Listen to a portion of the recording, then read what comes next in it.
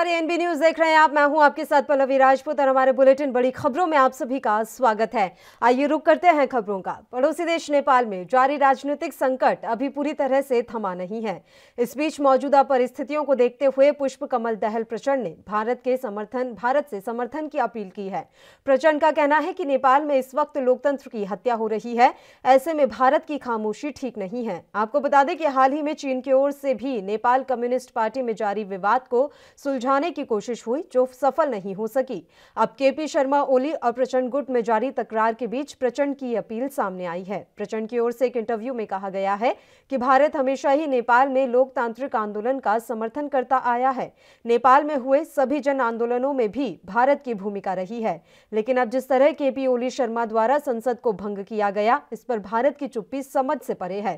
प्रचंड ने यह भी कहा है कि दुनिया भर में खुद को लोकतंत्र का पहरेदार बताने वाले भारत, अमेरिका, यूरोप जैसे देशों की खामोशी आश्चर्यजनक है। उन्होंने कहा कि अगर भारत सही में लोकतंत्र का हिमायती है तो उसे नेपाल के प्रधानमंत्री के द्वारा उठाए गए इस अलोकतांत्रिक कदम का विरोध करना चाहिए। हालांकि प्रचंड ने यह भी कहा कि चीन भी उनका समर्थन करने को तैयार नहीं है। तो पुष्प कमल दहल प्रचंड की बड़ी प्रतिक्रिया सामने आई है।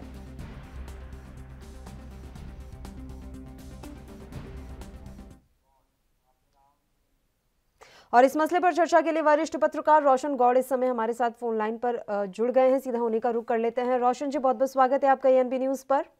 धन्यवाद। रोशन जी, किस तरह से आप देख रहे हैं नेपाल में इस समय जो सियासी घटनाक्रम चल रहा है, और इस बीच पुष्प कमल दहल की बड़ी प्रतिक्रिया सामने आई है। वो कह रहे हैं कि ऐसे समय में भी भारत की जो खामोशी है वो आश्चर्यजनक है। किस तरह से देख रहे हैं उनके इस बयान को? देखिए, आपको प्रचंड के बयान को अगर समझना है तो थोड़ा आपको पीछे चलना पड़ेगा जी। और जब प्रचंड प्रधानमंत्री थे तो आपको याद होगा कि उन्होंने आरोप लगाया था कि यहाँ के हमारे हिंदुस्तानी सरकार ने उनकी सत्ता को बदला है, छीना है। तो उन्होंने भारत पे आरोप लगाया था। और अब जब ये ओली साहब उन्हीं की पार्टी के प्रधानमंत्री बने तो आपको याद होगा कि इन्होंने चीन से इतनी नजदीकी बढ़ा दी है कि चीन के और नेपाल के जो बॉर्डर के जो गांव हैं उन्होंने हड़प लिए हैं चीन ने। और अभी जब उसने हिंदुस्तान का नक्शा, आपने देखा होगा जब नेपाल का नया नक्शा बनाया तो हिंदुस्तान का जो हिस्सा था जिसपे विवाद हुआ उसको उन्होंने नेपाल में दिखा दिया था। तो जो भारत के और नेपाल के सांस्कृतिक और ऐतिहासिक संबंध है उन संबंधों में खटास आई थी जी। और उसके बाद से जब उनके कम्युनिस्ट पार्टी में अंदर जो नेपाली कम्युनिस्ट पार्टी है उसके बीच में जब वहां झगड़ा हुआ तो डिवीजन होने का नंबर आया, तो ओली ने वहां की संसद को भंग करने का उन्होंने सिफारिश कर दी है। अब उनको ऐसा लगता है कि ओली बार बार कह रहे हैं कि हमें भारत सरकार हटाना चाहती है। तो इस समय चूंकि वहां पे कम्युनिस्ट पार्टी में झगड़ा चल रहा है और ओली ये प्रचंड साहब चाहते हैं कि अब भारत हमारी मदद करे, उनको प्रधानमंत्री बनाए। हालांकि वहां पे अगर हमने कल देखा होगा कि चीन के जो विदेश राज्य मंत्री हैं वो नेपाल के दौरे कर रहे हैं और उन्होंने दोनों ग्रुपों में पैचअप कराने की कोशिश कर रहे हैं। लेकिन वहां पे बात बहुत आगे बढ़ गई है और सिर्फ ये सत्ता का अब झगड़ा है। तो जो प्रचंड को डर ये है कि कहीं कम्युनिस्ट पार्टी में डिवीजन ना हो जाए, इसलिए वो भारत से और अमेरिका से मदद मांग रहे हैं कि वहां पे लोकतांत्रिक सत्ता खतरे में है। और क्योंकि वहां पे बहुत सारे वर्ग है जो ओली के समर्थक थे, उन्होंने कहा था कि यहाँ पे जो है राजशाही दोबारा आनी चाहिए, यहाँ पे लोकतंत्र के लायक नहीं, ये भी उन्होंने कहा, इतना बड़ा बयान दिया था। तो इसलिए प्रचंड उसको इस रूप में भी देख रहे हैं, क्योंकि प्रचंड वही आदमी है जिन्होंने राज सत्ता के खिलाफ काम किया था और उनकी कम्युनिस्ट पार्टी ने हजारों लोगों की हत्या की थी। वहां पे कई उन्होंने सैनिकों को, उनकी जो पुलिस थी नेपाल जो वहां पे राज शासन था, उनके लोगों को उन्होंने कत्लेआम किया था। तो इसलिए प्रचंड को ऐसा लगता है कि कहीं ऐसा ना हो, क्योंकि उनकी छवि वहां पे माओवादी छवि है उनकी, तो वो कहीं दोबारा से राज सत्ता की तरफ न चले जाए, लोग विमुख ना हो जाए, इसलिए वो भारत की मदद मांग रहे हैं। तो इसलिए आपका पूरा सिनेरियो समझना होगा। देखिए रोशन जी, लेकिन सवाल ये भी उठ रहा है कि वहां की जो विपक्षी पार्टियां हैं वो कोर्ट का रुख क्यों नहीं कर रही है? क्योंकि नेपाल के संविधान में नहीं लिखा है कि आप संसद को भंग कर सकते हैं, तो कोर्ट का रास्ता क्यों नहीं अपनाया जा रहा? नहीं, वहां पे सुप्रीम कोर्ट गए हैं वो लोग, वहां की नेपाल की सुप्रीम कोर्ट इस पे सुनवाई कर रही है। लेकिन चूंकि मामला ये राजनीतिक मामला है और चूंकि वहां चुनावों के जरिए वहां सत्ता सरकार में आई है, तो इसलिए जब उन पे दबाव आया ओली पे, तो ओली ने दोबारा से संसद का जो सत्र है बुलाने की उन्होंने सिफारिश कर दी है। लेकिन यहाँ जो सबसे बड़ा खतरा ये है कि जो नेपाली कम्युनिस्ट पार्टी है उसमें डिवीजन ना हो जाए, और डिवीजन होगा तो फिर वो खतरा होगा। इसलिए प्रचंड की कोशिश है कि वो डिवीजन ना हो, सब लोग मेरे साथ हो जाए, ओली को माइनस करके बाकी प्रचंड के साथ हो जाए, तो वो सरकार में काबिज हो सकते हैं दोबारा से। इसलिए वो जो संसदीय दल है कम्युनिस्ट पार्टी ऑफ नेपाल का, उसके सदस्य बन चुके, उनके उसके चेयरमैन बन चुके हैं। अब उनका अगला नंबर वो यही चाहते हैं कि उनको प्रधानमंत्री बना दिया जाए। तो अभी चूंकि ओली चीन के ज्यादा नजदीक हो गए हैं, इसलिए प्रचंड हिंदुस्तान की तरफ आ रहे हैं। ठीक है रोशन जी, आप लगातार हमारे साथ जुड़े रहिए। भारतीय जनता पार्टी के प्रवक्ता पंकज जोशी जी भी इस समय फोन लाइन पर हमारे साथ मौजूद हैं। पंकज जी, पुष्प दहल कमल प्रचंड कह रहे हैं कि भारत की जो चुप्पी है, हमारे देश में लोकतंत्र की हत्या हो रही है और भारत खुद को लोकतंत्र का हिमायती बताता है। ऐसे में भारत की चुप्पी आश्चर्यजनक है। क्या कहना चाहेंगे कि भारत इस पूरे मसले पर चुप क्यों है? देखिए, किसी भी दूसरे देश की जो है बीच के अंदर जो है दखलंदाजी में भारत जो है एकदम कभी करता है नहीं करता है, लेकिन भारत एक चीज का हिमायती है कि वहाँ लोकतंत्र जो है उसकी रक्षा लोकतंत्र के तहत जो है संविधान के तहत काम हो। और इसके लिए वहाँ पर जो है भारतीय जो राजदूत है वो बनाए हुए सरकार के पास जो है इस चीज की खबरें आ रही है, और जैसे ही होगा वहाँ सरकार से बात करने की बात की जा रही है, और भी चीजें होगी। अचानक से प्रचंड को कैसे याद आ गई भारत की, और अब जाकर वो भारत से समर्थन मांग रहे हैं, जबकि किस तरह के बयान उनके द्वारा हमेशा से दिए गए वो पूरी दुनिया ने देखा है, और अचानक से अब उन्हें भारत की याद सता रही है। देखिए समर्थन मांगना किसी भी पार्टी का, किसी भी लीडर का समर्थन मांगना एक अलग चीज है, और वहाँ के लोकतंत्र में जो है दखल देना एक अलग चीज है। लेकिन हमने कहा कि वहाँ लोकतंत्र की जो चीजें हैं, लोकतंत्र में जो है भारत का विश्वास है, लोकतांत्रिक तरीके से जो चीजें हो सकती है उसके लिए भारत जो है वह पहल करेगा। ठीक है रोशन जी, देखिए जिस तरह से अभी नेपाल में सियासी संकट चल रहा है, उस बीच में ये खबरें मिल रही हैं कि 4 जनवरी को केपी ओली भारत आ सकते हैं। तो इस तरह के सियासी संकट के बीच में उनका भारत दौरा क्या दर्शा रहा है? कितना अहम मान रहे हैं इस दौरे को आप? देखिए, भारत के नेपाल के साथ सांस्कृतिक और हमारे जो उनके साथ पारंपरिक संबंध है, उसके बीच में कोई दरार बन के खड़ा नहीं हो सकता है, क्योंकि वो अकेला नेपाल ऐसा देश है जहाँ हिंदू रहते हैं, और वो एक जमाने में हिंदू राष्ट्र था। इसी प्रचंड सरकार की ही जमाने में उसका जो हिंदू राष्ट्र का तमगा हटाया गया था। तो ओली चूंकि इसमें चीन के करीबी हैं, और उनको ऐसा लगता कि भारत कहीं प्रचंड की मदद न कर दे और प्रचंड को दोबारा प्रधानमंत्री न बना दे, इसलिए वो भारत का दौरा कर रहे हैं। लेकिन ओली को पता होना चाहिए कि खटास बहुत ज्यादा बढ़ गई है उनको लेके, क्योंकि उन्होंने बहुत विवादित बयान दिए थे। कभी उन्होंने कहा था कि राम भारत में नहीं नेपाल में पैदा हुए थे, जब हमारे यहाँ रामायण सीरियल चल रहा था तभी उन्होंने विवादित बयान दिए थे। इस तरह से उन्होंने भारत के खिलाफ बहुत बयान दे दिए हैं, काफी खटास आ चुकी है। तो वो पैचअप करने की कोशिश कर रहे हैं, पर लेकिन ये मामला मैं फिर कहूंगा कि ये अंदरूनी मामला है कम्युनिस्ट पार्टी और चाइना का, नेपाल का। तो उन दोनों के बीच का डिवीजन का, जो अपनी पार्टी का डिवीजन को बचाने के लिए दोनों प्रयास कर रहे हैं। दोनों अपने अपनी खींचतान है कि उसकी किसकी तरफ लोग ज्यादा जाएं, और अगर ओली की तरफ लोग ज्यादा चले जाएं तो प्रधानमंत्री वही बनेंगे, अगर प्रचंड की तरफ आ जाए तो प्रधानमंत्री प्रचंड बन सकते हैं। तो ये अंदरूनी मामला एक पार्टी का है, उस पार्टी के कारण नेपाल में लोकतंत्र वाकई खतरे में है। चीन से हमारा वैसे ही अभी 36 का आंकड़ा चल रहा है, रिश्ते हमारे सही नहीं है चीन से, और इस बीच में चीन लगातार नेपाल की राजनीति में दखल दे रहा है। क्या ये हमारे लिए नुकसानदायक हो सकता है? उतना नहीं जितना नेपाल के लिए, क्योंकि नेपाल एक ऐसा भूभाग है जिसको हम लैंड लॉक बोलते हैं। वो हिमालय के पार नेपाल में नहीं जा सकता है। उसको जो भी उसकी जो सड़कें हैं, उसका अगर समुद्र में भी आना है तो हिंदुस्तान की तरफ से ही आना पड़ेगा। तो इसलिए उसको भारत से दोस्ती करना मजबूरी है।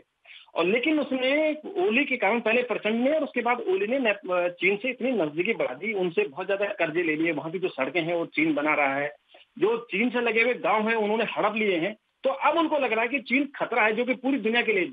देखिए कि कोई दुनिया का कोई देश ऐसा नहीं जो चीन से प्रताड़ित न हो। तो इनको ये लगा था कि क्योंकि भारत और चीन के बीच में तनाव चल रहा था तो चीन से दोस्ती की जाए, लेकिन उस दोस्ती का चीन ने उनको नतीजा दे दिया। उसका परिणाम उनको भुगतना पड़ रहा है कि उसके गांव पे हमला कर दिया। अब ओली खुद चीन के खिलाफ बयानबाजी भी कर रहा है। लेकिन इसीलिए जो चीन की कम्युनिस्ट पार्टी में जो झगड़ा हुआ वो वहीं से शुरू हुआ कि आपने भारत के खिलाफ बयानबाजी की और चीन के इतने नजदीक चले गए कि चीन आपको हड़पने के लिए तैयार हो गया। और जिन जिन देशों ने चीन से दोस्ती की उनका सबका यही हाल हुआ है। तो इसलिए अब वो भारत की तरफ आ रहे हैं, क्योंकि भारत ने कभी भी नेपाल की तरफ अतिक्रमण नहीं किया। नेपाल और भारत के बीच में तो कभी वीजा और पासपोर्ट था ही नहीं। ये ओली ने ही शुरू किया कि जो भारत से नेपाल आएगा उसको परमिट लेना पड़ेगा। तो इसने जो दुश्मनी के बीज थे वो ओली ने डाले, तो अब ओली को उसको ओली को भुगतना पड़ेगा और प्रचंड उसका फायदा उठा रहा है। जी देखिए, केपी ओली की तरफ से ही तमाम बातें कही गई थी और जो दुश्मनी का बीज बोने वाली बात पंकज जी ने कही वो एकदम सही है कि ओली की वजह से ही इस तरह के दोनों देशों के बीच में रिश्ते जो हैं खटास से भर गए। अब ओली कहीं ना कहीं अपने सुर भी बदलते हुए नजर आए हैं। जब हमारे देश के 2 प्रतिनिधि वहां पर गए और बातें वहां पर की गई हैं, उसके बाद ओली का रुख बदला और बीच में उन्होंने संसद भंग कर दी। क्या इन सब से चीन को घबराहट हो गई है? क्या उसे लग रहा है कि जितना मैं दखल बढ़ा सकता था अब वो कहीं ना कहीं नहीं बढ़ पाएगा? देखिए, अगर आप म्यांमार देखें, एक जमाने में जिस वक्त म्यांमार में सैनिक शासन था तो चीन ने वहां पे पूरी तरह से कब्जा कर लिया था। लेकिन जैसे वहां लोकतंत्र शुरू हुआ, वहां चुनाव की प्रक्रिया हुई, तो आप देखिए कि धीरे धीरे म्यांमार ने चीन को बाहर कर दिया है। और यही स्थिति और देशों की भी हो रही है, जहां जहां चीन को ऐसा उनको लगता है कि चीन हमारे लिए खतरा है, उसको वहां से बाहर कर रहा है। ये चीन को लगता है कि इसलिए चीन उसको राजनीतिक इंटरफेरेंस भी कर रहा है। अगर आप यहाँ पाकिस्तान की बात करें, आज पाकिस्तान में देखिए आप पूरी जो इकोनॉमी है उस पर चीन का कब्जा हो गया। और कुछ वीडियो आपने देखे होंगे कि किस तरह से पाकिस्तान के लोगों के साथ मिल के वहां के चीन के लोग कर रहे हैं। तो जो खतरा है वो हमारे लिए खतरा तो है ही है, लेकिन नेपाल के लिए ज्यादा खतरा हो गया है, क्योंकि नेपाल एक लैंडलॉक देश है, वो कहीं नहीं जा सकता है। उसकी मजबूरी है, उसको भारत के पास ही आना है। लेकिन अब उसने जो कि चीन से इतना कर्जा ले लिया है, वहां की जो पूरी इकोनॉमी है, वहां के जितने प्रोडक्ट हैं वो सब चाइनीज है। तो नेपाल को चीन से बाहर निकलना मुश्किल है, और या तो फिर भारत पूरी तरह से उसके समर्थन में उतरे। अगर वो पूरी तरह से मदद करने के लिए बोले कि हम भारत हमारी मदद करे, तो वो पुराने जो रिश्ते हमारे थे, जो राज शासन में थे, हो सकता है कि वो रिश्ते हमारे दोबारा से कायम हो सके। ये संभव है कि भारत एकदम खुलकर समर्थन में उतर पाए, और अभी भले ही केपी ओली आ रहे हो 4 तारीख को, और हो सकता है इस मसले पर भी बातचीत हो, और जहां तक इसी मसले पर बातचीत की जाएगी, लेकिन क्या आने वाले समय में ये संभव है कि भारत खुलकर पूरे दुनिया के सामने नेपाल के समर्थन में उतर जाए? बिल्कुल उतर सकता है। और मैं तो ये कहूंगा कि क्योंकि नेपाल हमारा परम मित्र रहा है, तो नेपाल को बचाना भारत की जिम्मेदारी भी है। और भारत की जिम्मेदारी इसलिए भी है कि जितने आतंकवादी संगठन है वो नेपाल के रूट का इस्तेमाल करते हैं। अगर आपने देखा होगा जो हमारा IC 814 हाईजैक हुआ था, वो नेपाल से ही हुआ था जी। तो इसलिए हमें हमारी सुरक्षा के लिए नेपाल की सुरक्षा अति आवश्यक है। इसलिए भारत नेपाल को बचाने के लिए जरूर कदम बढ़ाएगा। लेकिन अभी चूंकि ये 2 पार्टियों का मामला, एक पार्टी के गुटों का मामला है, जब ये पार्टी से बाहर मामला निकल आएगा तो मुझे लगता है भारत जरूर उसमें इंटरफेयर करेगा। अभी इसलिए भारत की तरफ से आधिकारिक तौर पे सभी चुप है, लेकिन पूरी जो वहां गतिविधियां हो रही हैं, जो डेवलपमेंट, पॉलिटिकल डेवलपमेंट, उस पे भारत सरकार की नजर है। पंकज जी, चीन के विस्तारवादी नीति का कोई हल नहीं है क्या? देखिए, कोशिश उसने हमारे देश को में भी कब्जा करने की खूब की है। जो भी PLA पर हुआ वो पूरी दुनिया ने देखा है। लगातार ये विस्तारवादी नीति वो अपनाए जा रहा है, और नेपाल भी कहीं ना कहीं उसकी इसी नीति के चंगुल में फंस गया। इस नीति का क्या हल है? देखिए, मैं आपको एक बहुत चीज बता दूं, लगातार यदि आप नैरेटिव पे जाएंगे तो पहले बहुत सीधी सी बात है कि जिस पार्टी का शासन है, जिस पार्टी का शासन बहुत बाद में आया, मतलब बहुत कम समय के लिए जो है ये जो सोच रही है, जो बेसिकली विचारधारा थी, बहुत कम समय के लिए रही। क्योंकि जो कम्युनिस्ट पार्टी का जो सोच है वो बेसिकली विस्तारवादी और जो राज्यवादियों को, जो लोगों को कब्जा करने वाली जो बातें हैं वो हमेशा से रही हैं। और इन बातों को इसलिए नहीं कि जैसे आगे विशेषज्ञ ने कहा ना कि ये एक जो है उनकी सोच का फर्क था। इसी सोच के कारण आप देखिए कि वहां पर जो है एक नेपाल कम्युनिस्ट पार्टी बनाई गई, दोनों जो दल थे उनको बना करके जो है नेपाल कम्युनिस्ट पार्टी बनी और उसको बहुमत मिले। लेकिन बहुमत मिलने पर हुआ क्या, ये स्थितियां देख रहे हैं। तो ये स्थितियां जो बन रही हैं, ये स्थितियां इसलिए कह रहे हैं कि ऐसी स्थितियां जो हैं बहुत समय तक और बहुत लंबे तक नहीं चल सकती। खास करके जहां पर लोकतंत्र हो, लोकतंत्र की यदि आस्था रखता हो, तो वहां ऐसी सोच को जो है बहुत टाइम तक नहीं रख सकता। रोशन जी, जो कुछ भी इस समय नेपाल में चल रहा है वो भले ही सत्ता के लिए है, ये साफ तौर पर दिख रहा है, लेकिन क्या आप चीन का भी इसमें कुछ हाथ मानते हैं? देखिए, चीन का हाथ तो जब से वहां कम्युनिस्ट सरकार बनी है, जब से बनी है कम्युनिस्टों की सरकार, तब से ही चीन का हाथ है। और इसी जो प्रचंड साहब जो आज हिंदुस्तान की तरफ आ रहे हैं, दोस्ती का हाथ बढ़ा रहे हैं, इन्होंने ही चीन को जो प्रवेश दिया, चीन के लिए रास्ता खोला, वो प्रचंड साहब ही थे। और अब उनको अपनी गलती का हो सकता है कि एहसास हो रहा हो, तो इसलिए अभी जो चीन का जो अपनी जो दखल है, जो अपनी अपनी उसकी विस्तारवादी नीति की बात की, ये तो सच है, सारी दुनिया देख रही है। जी, और लगातार ये आरोप लगते रहे हैं कि वो अलग अलग गतिविधियां संचालित करते रहे हैं, लोकतंत्र विरोधी गतिविधियां वो लगातार संचालित करते रहे केपी ओली, और ये उनकी सबसे बड़ी गलती के तौर पर माना जा रहा है। और कहा भी जा रहा है कि अभी भी अगर ओली अपनी गलतियां स्वीकार कर लेते हैं तो शायद पार्टी को एकजुट रखा जा सकता है, लेकिन लग रहा है कि ओली अभी अपनी गलतियां स्वीकार करने के मूड में नहीं है। देखिए, मैं आपको एक घटना याद दिलाता हूँ, कुछ दिन पहले की है, कि जिसमें भारत और नेपाल के पीछे तनातनी चल रही थी। तो जो नेपाल में चीन के राजदूत हैं, वो ओली के साथ उनके फोटोग्राफ आए थे, और ये कहा गया था कि राजदूत नेपाल सरकार चला रही हैं, तो लेडी नेपाल सरकार चला रही हैं। अब सोचिए कि एक राजदूत, क्या उसकी इतनी हिम्मत है कि वो प्रधानमंत्री को डायरेक्ट करे? और चूंकि ओली पूरी तरह से चीन सरकार के हाथों में खेल रहे थे और उनको इस्तेमाल किया गया था भारत विरोधी अभियान के लिए, अब उनको हो सकता है कि एहसास हो रहा हो, क्योंकि पार्टी में टूट हो गई है, उनकी पार्टी के लोग ही उनके खिलाफ आवाज उठा रहे हैं कि आप चीन की तरफ ज्यादा झुक गए हैं, और जो हमारा पारंपरिक मित्र था, जो हमारे सांस्कृतिक मित्र देश है भारत, आपने उसे दुश्मनी ले ली है। तो इसलिए विरोध के सुर तो पार्टी के अंदर से उठे। बिल्कुल रोशन जी, चलिए आप दोनों का बहुत बहुत शुक्रिया तमाम चर्चा के लिए आप हमारे साथ जुड़े। तो आपको बता दें कि नेपाल में सियासी संकट लगातार जारी है, और इस बीच प्रचंड ने बड़ा बयान दिया है, और बड़ा बयान देते हुए कहा है कि इस पूरे मसले पर भारत की चुप्पी आश्चर्यजनक है, और अब प्रचंड ने मांग की है कि भारत नेपाल के समर्थन में उतरे। देखने वाली बात यह रहेगी कि भारत के आने वाले समय में इसको लेकर क्या कुछ रुख रहता है। बुलेटिन में एक छोटे से ब्रेक के लिए हम यहाँ रुक रहे हैं, फौरन हाजिर होंगे।